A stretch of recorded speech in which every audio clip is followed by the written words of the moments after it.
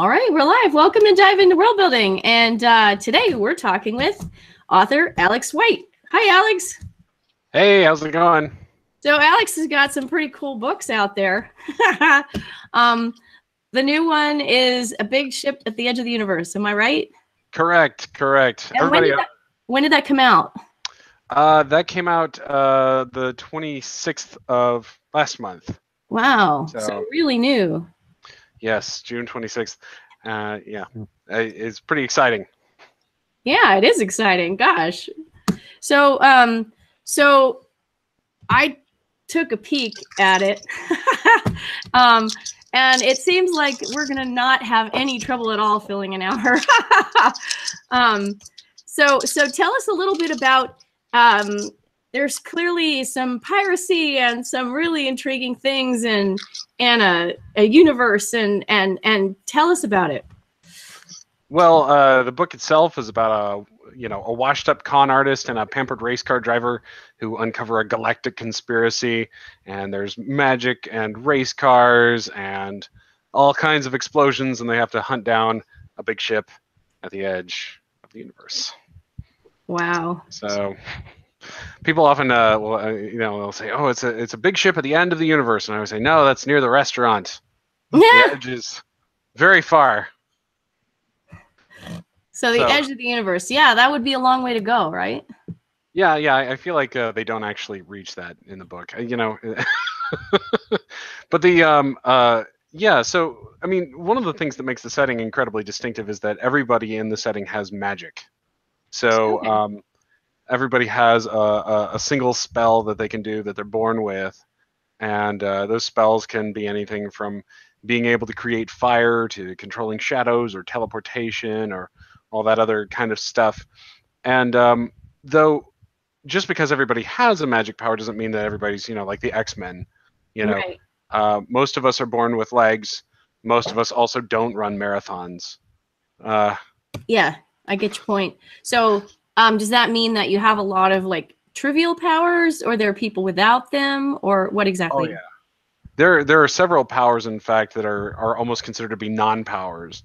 Like, there's something called the lamplighter's mark, where, if you're born with this one, you can make anything glow, which is usually, not spectacularly useful. I don't know, if it's dark, it could be good. Sure. And I mean, the same it goes with a lot of what we consider to be like the D&D magics, like the very destructive magics are oftentimes not particularly useful in a day-to-day setting. So sure, you can throw a fireball, but why? When have you needed to throw a fireball this month? I mean, other than somebody really pissed you off, but if everybody could throw fireballs, you probably wouldn't go around doing that. Get your point. Yeah, so, and then there are other magics that are hyper useful. Things like one of the main characters, the race car driver, has the Mechanist's mark, which enables her to psychically interface with any machine, and that helps her, that she can hack them, she can tune them, she can make them do things that they don't want to do. And in a space opera, that's kind of the king of a lot of magic. You wouldn't want to be that basically guarantees you a job. Yeah. But then, my other main character, Boots Ellsworth, is one of the 1 in 5 million people who's born without the organ that allows her to spellcast, and so she's got a birth defect called Arcana Dystocia. So that effectively turns into a disability for her because there's a lot of tech in that setting that functions on whether or not you can cast a spell. So that's how you access your bank accounts. That's how you open doors. You get into locks and sign into stuff, and like the password for her starfighter. There's an assistive piece of technology on her starfighter that allows her to type in a code, but that's just because it's custom. So that's very interesting. I think it's interesting that you chose to link it to an organ in the body. Is it a particular organ that you give a name to, or is it just? Yes. Yes. I'm not the first person to link spell casting to an organ. I believe that N.K. Jemisin does some of that in her stories. Yeah, that was exactly what I thought of when I was thinking about it. You know, it was funny. Sorry. Me too. I was thinking of 5th season. Yeah. Mm-hmm. Oh, absolutely, absolutely. Well, it was funny because the editors, Breed Vita and Nivea Evans, had asked me, where does magic come from, and I was like, I don't care. It's just part of the plot. And they said, well, people are gonna care, and I was like, okay. And they're like, well, what if it comes from an organ? I was like, sure. It's just kind of one of those things where it was like, it turned into the plausible explanation for Boots's, for her Arcana Dystocia, but right. I actually figured, that there could be something innate about it, and so I'll probably be, it'll be interesting to kind of experiment with that. It's a fun writing prompt. I'm sure that I've taken it in a slightly different direction than her. So like some of the stuff. For like there are automated resuscitation systems that you can take advantage of that function based on whether or not you have a cardioid. So if you don't have one of those, you might not be getting up from a heart attack. That kind of stuff. It's called a cardioid. A cardioid. That works. Yeah, it's because it creates a heart-shaped bloom of magic in your brain. Oh. So roughly heart-shaped. I do a lot of audio stuff in my spare time.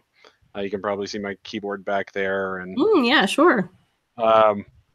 And so I've got a lot of experience as a recordist, and so I just went ahead and named it after the pickup pattern from a microphone, a cardioid pickup pattern. It's kind of yeah, that's where yeah.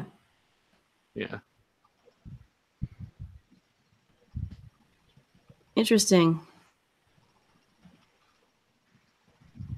Yeah, so I mean, I've seen the idea of somebody who doesn't have powers when everybody else has powers before, but I'm intrigued by the idea of it being treated as a disability in a sort of a serious way, and not just sure.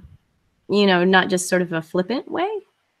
Well, oh, absolutely, absolutely. I mean, one of the things that we often talk about, my son is disabled and my spouse has multiple sclerosis, and so they require a lot of assistive technology and accessibility, that kind of stuff. And when you think about it on a daily basis, disability is the lack of ability to do the things you want to do, right? Right. And if you have a wheelchair and you're able to climb a curb on a sidewalk, effectively that negates that disability for that moment. It's when we don't make affordances for people in society. Disability is something that we as a society create and decide to create. So when we repeal disability protections, when we lessen the requirements of shopkeeps to cater to people with disabilities and that kind of stuff, that's us creating more disability. It's and so I wanted to create a society that because only 1 in 5 million lack the cardioid, that they would naturally not think of people who have this problem. Yeah. So and I see this all the time. In my family life and in our friends' lives, because when you have disabilities, you tend to collect friends with disabilities, because everybody needs to share information to work together, and you see this all the time. And somebody didn't put in enough handicap parking spaces. Somebody didn't put stairs in the right place. If you've ever tried to go to I do a lot of work in Montreal. And like the old town is just it's impossible. I have no idea how you're supposed to get around there in a wheelchair, or the top of San Francisco, for example. I have no idea what you're supposed to do. Yeah, I remember. Well, this is a sidebar because about my experience, not your experience, but I did notice some really interesting changes. For example, in Tokyo, between the two different times when I visited it, once in '91 and the next time in 2001, they had they had put in a lot more accommodations for the disabled, but at the start it was pretty difficult. Absolutely, and that's something that's important to me in all of my books, actually. Every Mountain Made Low, which was my kind of debut through Rebellion Publishing. That was that's about an autistic main character who lives in a dystopian version of Birmingham, Alabama. And so people aren't coming in to take care of her. It was interesting because some of the reviewers actually missed the fact that she was autistic. They knew that something was off, but they would not. They'd say like, I don't know, I'm not really sure what she's. I mean, I wish the author would say what was wrong with her. And it's like, what doctor in a dystopian society is going to roll around and say that somebody's autistic? Yeah. And that's her lack of diagnosis and her lack of help is a defining characteristic of the setting. And in Alien: The Cold Forge, which is an official Alien tie-in that came out through Fox and Titan Books on April 26th, so also very new. It focused on Blue, who's this. She's got a late stage terminal disease that's very similar to ALS. And I have friends with a terminally ill child, similar set of conditions. 1 in 500 of these children, I think there's like 500 children in the world that have this particular diagnosis, and so hope is thin. And then I had a friend whose father died from ALS fairly recently as well, and so I wanted to write a story about a protagonist who's stuck in that alien setting. And mind you, a protagonist, not necessarily a side character, because there's a guy in a wheelchair in Alien Resurrection, for example, and that does come into play. And I wanted to have that be our primary point of entry into the story and see how that worked out. Yeah. Tell me the name of the story one more time. Alien: The Cold Forge. And so she gets around the station with the help of a telepresence robot and a brain direct interface, and so it's a difficult. It's difficult for her because sometimes she can lose contact with the robot and all that kind of stuff, and she's still in danger.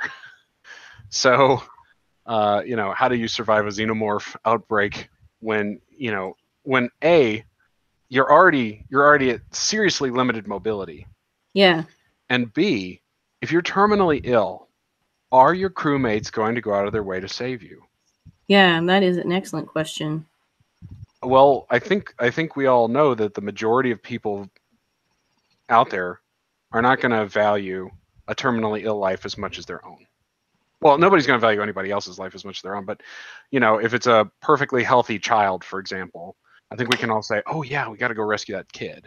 But what is it exactly about that kid? Is it the longevity? Are we buying years? Is that how we make these kinds of calculations? Interesting. Yeah. What is the morality behind it? And especially if that's somebody who was working on, in the case of Alien: The Cold Forge, she's actually trying to cure herself. So.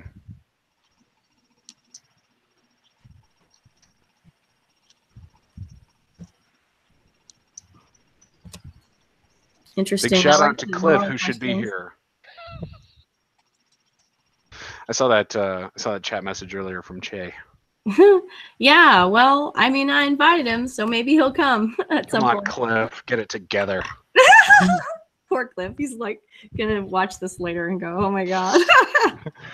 That's okay. That's for you, Cliff.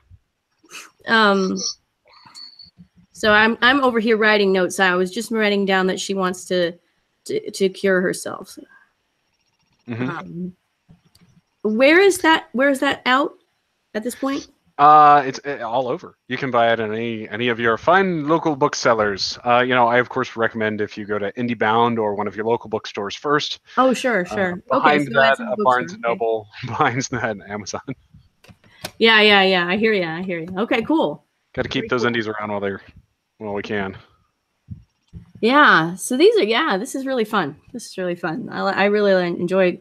I always enjoy it when we have like really interesting ethical issues and stuff to take on.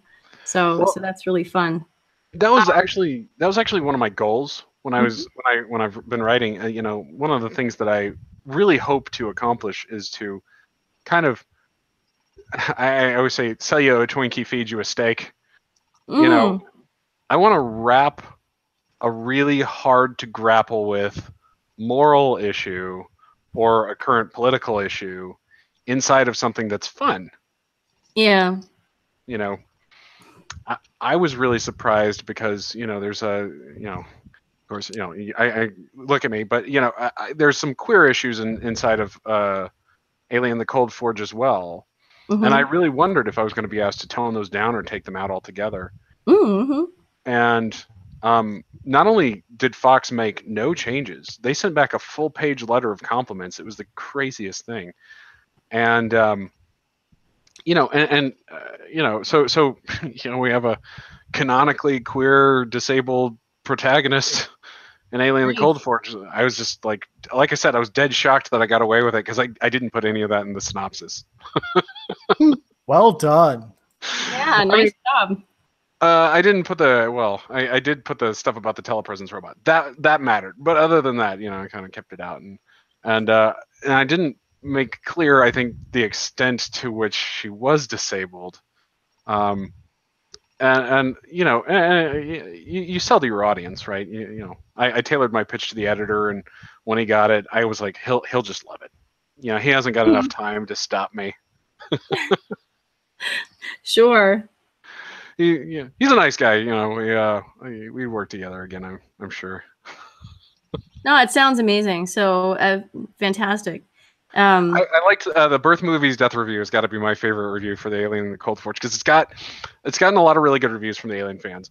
But the Birth Movies Death Review was basically like, it's really good sci-fi that's wrapped up in trashy pulp tie-in. I was like, okay, I'll take it. Whatever works, man. Right? Made me so happy. That's awesome. Fantastic. Well, okay, so I wanted to get a little bit more in depth on some of the settings that you particularly enjoy from any of the three books that you've mentioned.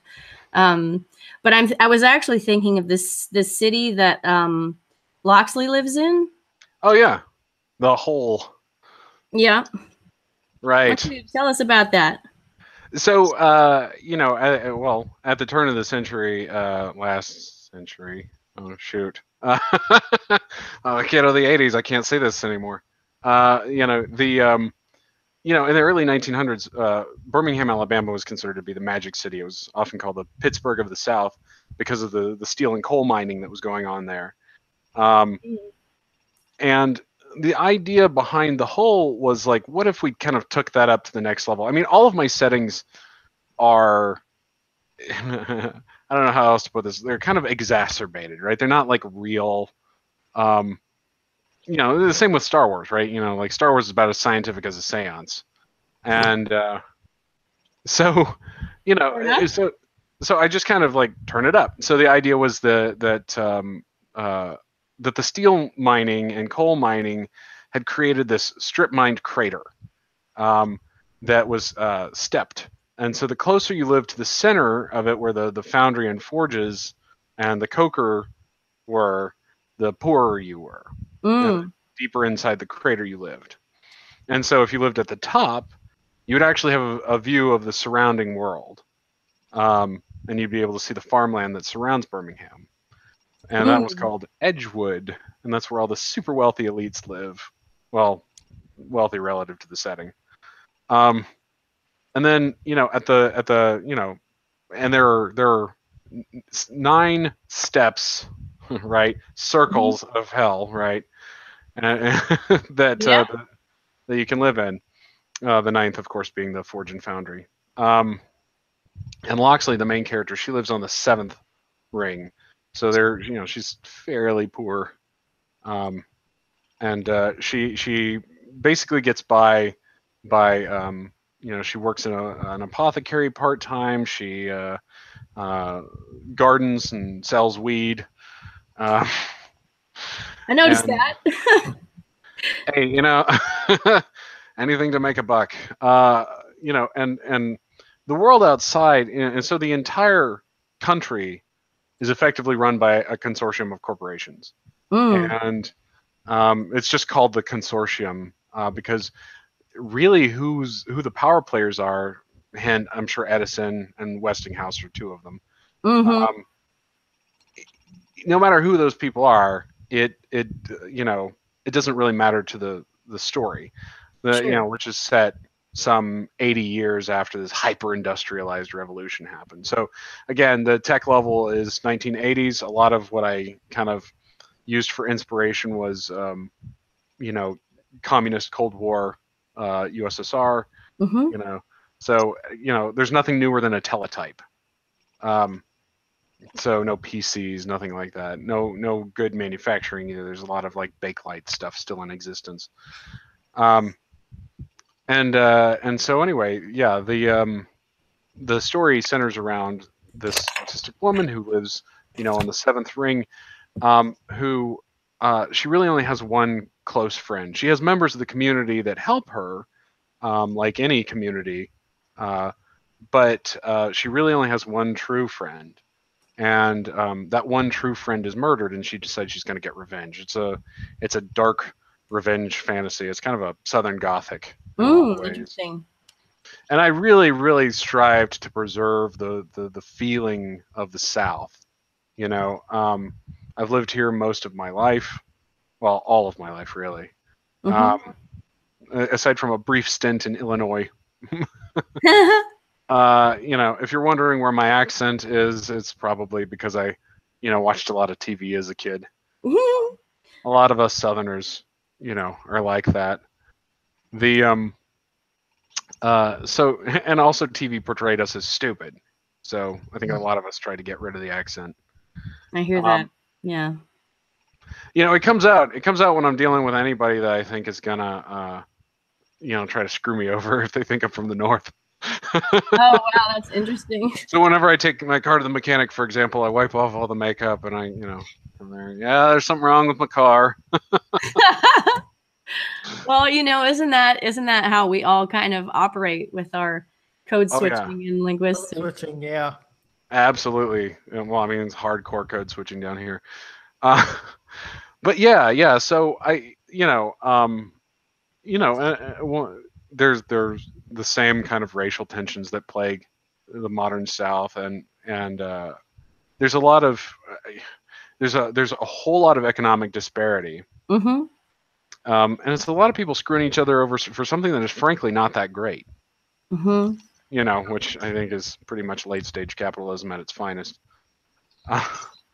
So, yeah, I mean, it's Every Mountain Made Low is really, really about those kinds of issues. And now the main character, one of the things that makes her very unique is that she is she's a medium. All of the women in her family are mediums. Mm-hmm. And one of the reasons why that was really important to me is I didn't want it to be like she's autistic and so she can see ghosts. I see your point. I really hate that. Really hate that. Because I think it's oftentimes used as an excuse to make autistic characters into just sad calculators that follow around the main character. Like Mercury Rising, for example, with Bruce Willis. Or I think that's actually a really important point. Or Touch with Kiefer Sutherland, or The Accountant with Ben Affleck, or he is the main character in The Accountant. It's still a lazy, shorthanded way to portray the condition. So anyway, she's a medium. She can see ghosts, and ghosts are they're not like friendly ghosts. They're not like people that would talk to you. They don't communicate in any way linguistically. They're dangerous to her. They'll actually try to hurt her. And so there are a couple of different kind of like rules. Like ghosts don't stick around forever. They only stay around as long as the body is rotting. So once they're skeletons, they're out of there. Okay. They don't stray very far from their corpses. It's been a while since I read it, but yeah. So the idea is that she finds out her friend was murdered from seeing her friend's ghost. Oh, that's interesting. Right. She decides she wants to investigate, and then she starts learning that some of the people on Edgewood may be involved, and she's going to get revenge. But who's going to help her? She's got severe social anxiety. She has trouble changing routines. She has sensory issues, sensory processing issues, and so people who, so she's, and she's not like a combat wombat. She's somebody who's, frankly, really inept with a gun, is afraid of guns. And so she's gonna have to make friends and like learn how to get out of her comfort zone and experiment with new things and people and that kind of stuff in order to make this quest work. So, yeah, but I think that's cooler. Oh, I agree. I hate this whole, I really don't like stories of characters who are always the best at everything. Though it was kind of interesting to me because some of the feedback. I mean, we didn't get a lot of rejections. I mean, it sold pretty quickly, but some of the feedback that we got was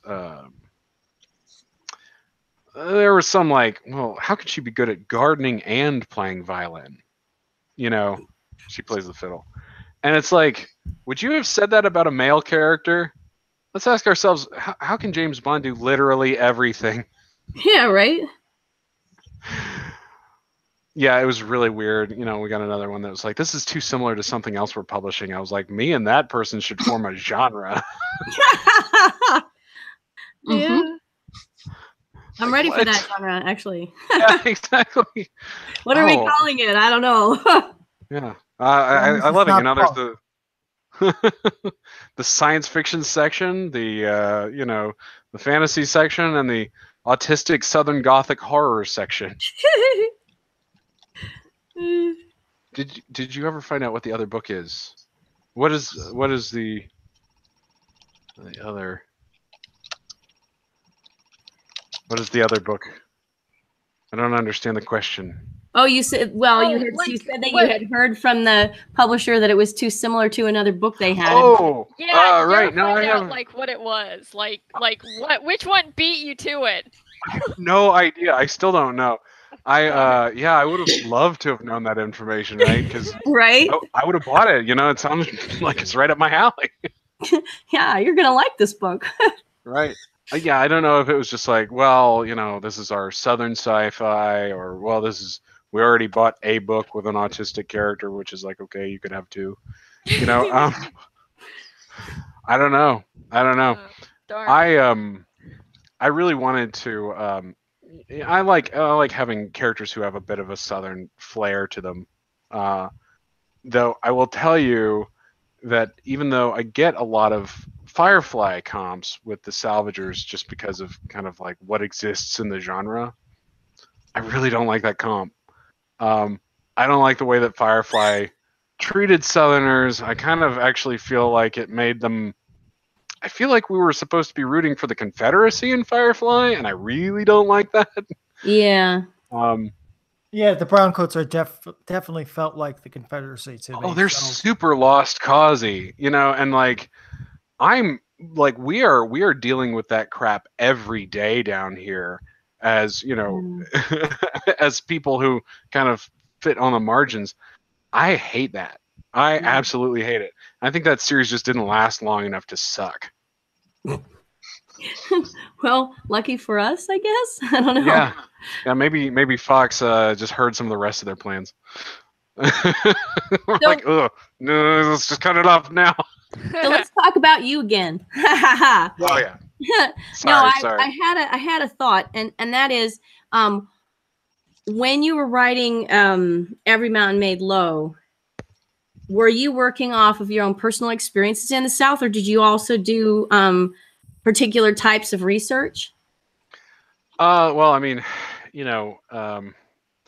yes. I mean, there are a lot of my stories and my friends' stories in there, and of course, there are the prevailing attitudes towards autistic people that I've seen growing up, and the ones that I've seen towards my child. And so, again, it was important to me to portray those slings and arrows. A lot of people kind of telling you how to be, and why, a lot of instances, the cultural baggage that we drag around, we assume is the correct way to be. Mm-hmm.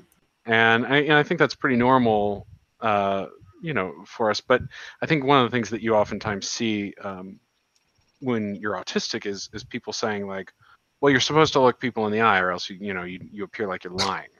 Mm. Well, sort of. I mean, really? Mm. Not So, necessarily. right. And so like, for example, one of Loxley's bosses, after she gets into trouble, she has this boss that's always trying to tell her how to live. Mm. Oh, I think you should take a room on the third ring and ditch all the gardening and stop busking at the subway station and all this other crap. I know this old spinster you can live with who will police you, basically. And that's a normal attitude around here. And so yeah, it's just taking somebody that you perceive as vulnerable and robbing them of all agency. Mm-hmm. Thank you, Morgan. I appreciate that. I agree, and I do at work. I have a day job, sadly, authors. Yeah, sure. I always look people in the eye at work, but it is like staring into the sun. I have a lot of trouble with it. But yeah, and it's also a very cultural thing. Oh, it absolutely is. And not super straightforward either. I mean, looking at somebody while they're talking is pretty common, but you don't typically look at somebody while you're talking. Well, and you kind of, I think a lot of people kind of look right here, Mm-hmm. Just eye level a little bit off, Mm-hmm. and so yeah, but yeah, there's a lot of those kind of cultural mores that oh well, if we we can't leave you alone. You have to live with somebody who will stop you from getting assaulted or something. Well, who are they? Who's he suggesting she lives with? Oh, a spinster. Yeah, that's gonna help her not get assaulted. Mm-hmm. That kind of stuff. And it's really just policing womanhood. Yeah. Mm-hmm. So, and again, the South is a theocracy disguised as a democracy. And I used to like it a lot more. I used to defend it a lot more, but yeah. Well, okay, so let's come back to the more recent book then. Did you have stuff that you researched when you were doing your space scenario, or did you also? I mean, what did you work from? What were your sources? Well, I mean, in terms of the inspiration, I mean, you see a lot of this kind of Magitech blending in like JRPGs. So, you go back and you look at Xenogears or Final Fantasy III, any number of those kinds of things. And so there's a lot of that, And so I just went ahead and, took that. I also so like in terms of like magic power and output and stuff like that, I actually developed a short series of equations based on Watt's law that could help me like determine glyph size and stuff like that for consistency's sake. Oh, that's fun. Yeah, so PIV and all that. P equals IV, right? Anyway, there's that kind of stuff. And then I really, really liked the anime Cowboy Bebop. Okay. Yeah, I was a big fan of that one. So that informed a lot of my kind of action sequence writing. Yeah, I like that. cool. I like that style of like, what is the worst goofy thing that can happen to modify this action sequence? So how else can things go wrong? You know what I mean? And Yeah, I think there's that sensibility in a lot of anime, actually. Right. How else can things go wrong? And so that's always the first kind of question I'm asking myself when I write an action sequence. Because if it all goes according to plan, that's okay, Mm-hmm. I mean, the Ocean's movies all go according to plan, so I think you can kind of, like Ocean's 11 and stuff like that. They always go according to plan. That is a successful model. Steven Soderbergh's a brilliant director. I love Ocean's 11. I want to see Ocean's 8. Yeah. But yeah, so that was an inspiration, and then I had a fairly successful podcast back in the day called The Gear Heart. It holds the record for the world's first serialized steampunk audiobook. It was a 4-time Parsec Award finalist and all this other stuff, but it didn't go in terms of publication. I kept trying to like novelize it, and make it work, and I couldn't. But it had this pretty hardcore magic system that was in place that I kind of understood, and that's how I was like, well, you know what? I want to write a space opera, and I don't want to do a lot of the world building heavy lifting again. So I'll just imagine the Gearheart like 800 years later and say it's a spiritual successor. That's fun. I mean, the two are not linked. They're because first of all, my contract says that they can't be. Sure. Previously published works and all that. But it is it was fun. I threw in a couple of references. But yeah, that's it was nice because I used to run D&D games in that setting and that kind of stuff, which gave me a lot of time to work out the kind of mechanical crunchy bits. Sure. You sort of like you kind of wear the world for a while and you get the feel of it, right? Right, exactly. Yeah, I love tabletop gaming. It's been a while since I've gotten to play, but I used to play all the time. All the time. It was my favorite thing. Yeah, and also like all the planets, it was important to me to make them not monocultural. Mm-hmm. I do not like monocultural planet type settings. I don't like it's the same with monocultural races, for example, like elves are all prissy, I always kind of feel like that's a shorthand for bigotry. I really do. Like I feel like they're, I feel like it's so simplistic and non-reflective of actual cultures. I mean, honestly, right. With that idea, you've totally come to the right place because I talk about that relatively regularly. Everybody knows. So totally, yeah, I'm totally on your side for that one. Right. Well, and if you look at a lot of the fantasy races that are out there, they're racist caricatures. Mm-hmm. They would be if you've made that, if you made that goblin a human and you gave him all the exact same characteristics, what would we be looking at here? You'd have a freaking scandal on your hands. Yeah. So so I didn't want my planets to be monocultural or anything like that. I one of the things that I didn't deal with, and this was really hard because it was is kind of the fantasy racism. When you invent a setting, just how racist do you make everybody? Because if you don't have people of different cultural backgrounds, of course I feel like I think that's not okay because that's boring. Yeah. But at the same time, you imagined a new world and somehow all of the cultural casts ended up the exact same as they did in America. Yeah. And so I chose to kind of lean into the, I'm just not going to. My voice isn't really needed there, as a white guy. And so I just chose to avoid those issues in that particular book. I just didn't think they were right for that setting. And the other books, of course, they do play a factor because they're based on the screw ups that we've had as a society. Yeah. So.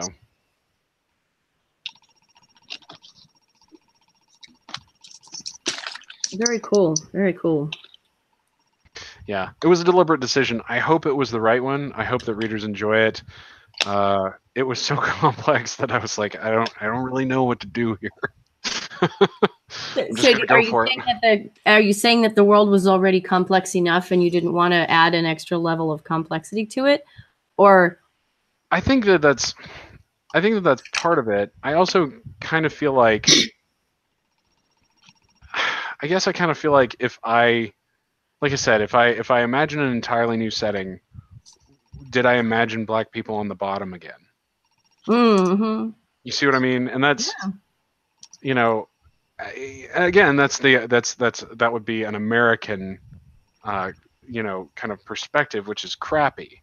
Yeah. I don't know what the right solution is to this problem, and this is something that I think has been a part of a lot of fantasy debates recently. You know, for me, again, I just kind of wanted to leave it.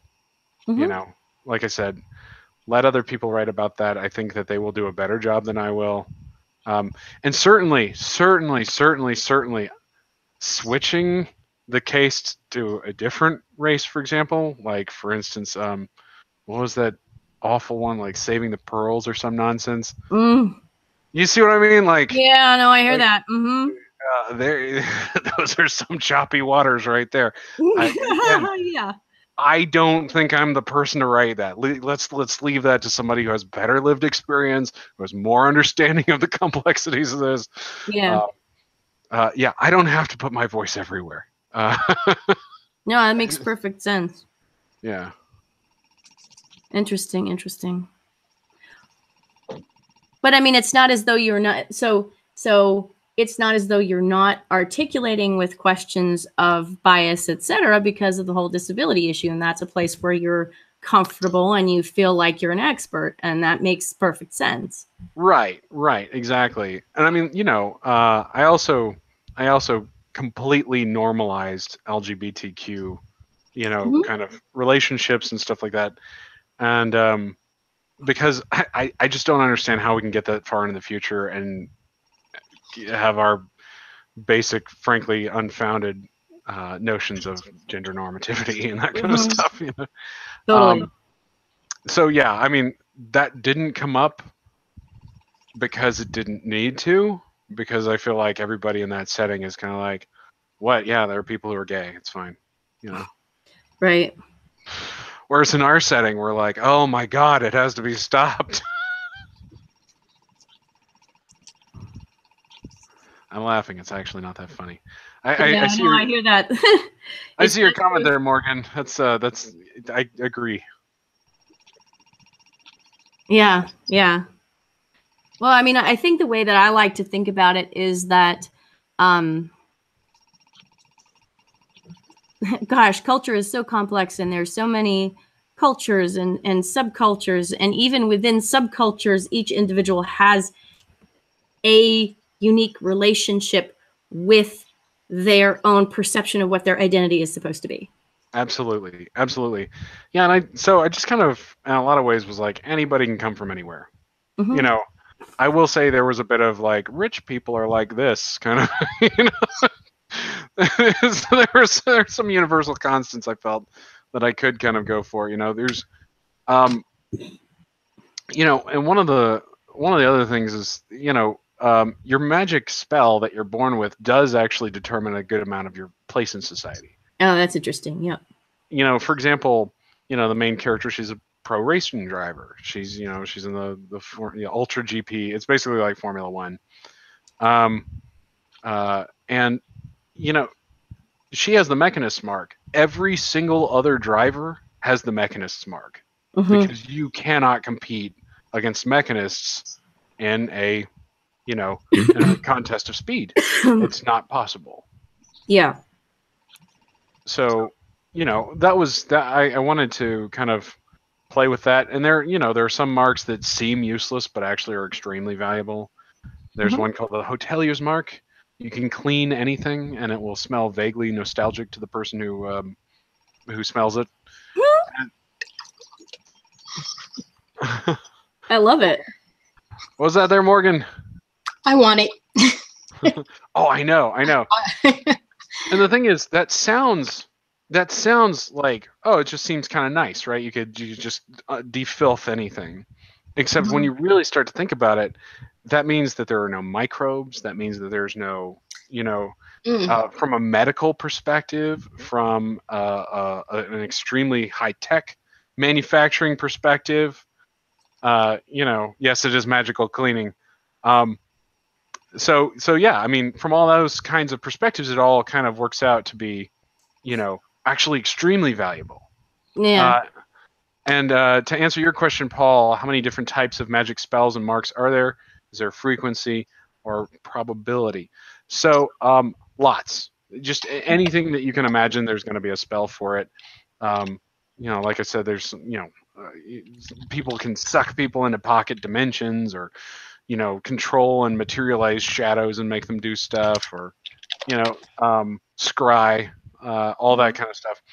And I try to provide a gradient of power as well. So like if you have the arsonist mark, for example, you maybe, if you're really, really good at it, you can throw a big fireball, or even cause, if you're amazing at it, nuclear fission, right? Okay. Create or fusion, create a star, something like that. If there's enough power funneled through. But on the low end, maybe it's just being able to keep warm, or snap your fingers and light a cigarette, or a little bit of that. Make a blue circle appear on a wall. Oh, sorry. Yes, I call them marks because you have to kind of trace them with your fingers, and so they're glyphs. Are the marks are usually how they refer to them, and then the glyph is actually the actual spell casting itself.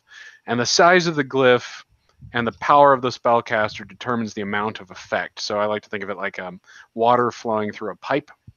The thinner the pipe, the less bandwidth of water that there can be. But you could also, if you had extreme pressure behind that, you might be able to do something amazing, like cut through steel. So it really just depends on all of that stuff. Now, as far as the frequency and probability of them occurring, actually, the closer two people are together in the gene pool, the less likely it is that they can have the same mark. So there's an anti-family system in it. So that's interesting. Mix it up a bit. Right. Yeah. And that's related to something that is deeply secret in the series. But everybody knows that two family members can't have the same mark. The real question is, how would that naturally have come about? That's very interesting. So how many books are you planning on this particular world? As many as they'll let me sell. As many as they'll let you sell. I like it. I'm on board with that. It'll be Hardy Boys before you know it. No, actually, the right now there are 3, and I believe that there could be a very satisfying arc with 5. That's what I'd like to see. It really depends on what the publisher wants and kind of how these first 3 go. Sure. Obviously, it's intensely helpful to me if people like review them on Amazon and help me sell them, because that changes, whether or not movie deals and stuff like that happen. Sure. So, but yeah, I'd love to see it. And I kind of wrote it cinematically. I want to see it adapted into other media. That sounds cute. Oh wait, I said cute because I suddenly read Morgan's thing. I was like, all right, I guess my plans are cute. Yeah, not the worst thing I've ever been called. My train of thought suddenly diverging. No, it sounds like a really cool plan. The cutie mark comment. Is that great or what? No, I mean, I'm imagining that's not exactly what we're dealing with here, but no, and you don't know what somebody has until they cast a spell. Like, you can't tell from the outside, unless there's something that, like, sometimes there'll be some kind of identifying characteristic. So, if you have the sculptor's mark, so that you can change your shape by pulling your bones into place and smoothing your skin in certain ways and that kind of stuff, those people are like unnaturally beautiful. So, that was, so you might be able to spot one of them, or it might just be somebody who's paid a sculptor. So that's another one where you can make a ton of money. Yeah, I imagine that's true. So provided that, value is placed on beauty, etc. Right. Well, and a lot of people who have destructive marks or protective marks, that are, like the Shield Master's mark, where you can, create a big blue shield in front of you that stops all damage from coming in. Those people, they inevitably go into the military, because those are the people that's how you get paid. Yeah. I see a question from Paul. Curious about Alex's tie with music and his books, particularly A Big Ship. I make music in my spare time, which is, dwindling nowadays. But I really like making little soundtracks for my books. The Gearheart was actually the first thing that I ever made a full-size soundtrack for. So there was new music for the original podcast, and then there was a mini series called Maiden Flight of the Avenger that has an original album attached to that. You can find that on iTunes, by the way, still, which is amazing to me. And then when Every Mountain Made Low came out, I composed a 5-song EP for that, or maybe it was 4. I can't quite remember. And then this one, when I sold it, I started working on some music for it, just different songs inspired by different scenes. And if you read the book and then you read the song titles, kind of what songs go with what scenes should become pretty evident.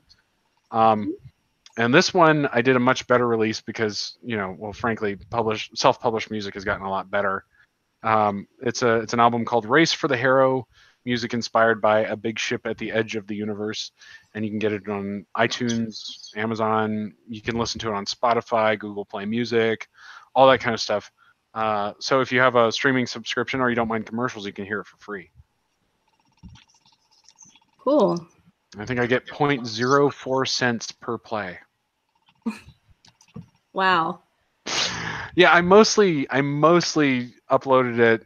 I didn't want to sell it as much as I wanted it to be available on all these platforms. And the only way to do that was to put it up for sale. And so I actually don't care if you pay me or not. If you'll listen to it by pirating the music, fine. So interesting. That's cool. Yeah. Well, look at us. We're at 2 minutes to 5. Yes. Any last questions? Yeah. Well, I mean, we've had some questions. Any other questions before we're done? Come on. I know you guys have something. A stumper. Stumper. Let's see here. Favorite space opera? Well, I mean, it's hard not to say Star Wars. I mean, I know that's boring. And I'm really sorry, Paul. But I grew up loving Star Wars. I really like the new movies. I like all the new movies. I mean, I like Rogue One a lot because it was very self-contained. Like, the tentpole Star Wars movies are a bit like eating out of a buffet, Like, you'll have a fun time and you'll get a little bit of everything. But you may leave feeling a little like, whoa, I kind of overdid it there. Right. But I love the subversion of the Chosen One family tropes from The Last Jedi. I think it's great. Me too. Yeah, that was really cool. Good, because I mean, I'm tired of famous dynasties, right? It's just another version of like rich people are awesome, but it's applied to like destined people are awesome. I think Americans have this very deep infatuation with the idea of the divine right of kings. Oh yeah, big time. Well, and I think all of us do, because if we look at fantasy as an escape, like look at Harry Potter, it's you show up and you're special even though you didn't do anything. It's like winning the lottery. And you're destined to survive. And everybody's destined to love you. So you get everything that comes with that, riches and, love and all those other things that you probably didn't deserve. Yeah. And so when you look at the Skywalkers, these are a bunch of clowns that are like overly force sensitive and they totally suck at it. Like they're awful for the galaxy. And so it was nice to see kind of somebody else gets a chance of being the chosen one, I like that.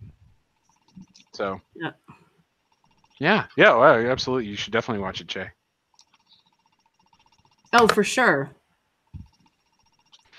Well, I appreciate you having me on the show. It was really fun. You know what? I just loved having you. You're welcome back anytime that you have something new you want to talk about. You're also welcome to come for any of our topic discussions. Okay. So as far as I know, we're going to meet next Tuesday at 4, and the topic is going to be reinforcement and change in culture. You know, how enacting culture causes it to both be reinforced and changed at the same time, and some of the implications of that. Interesting.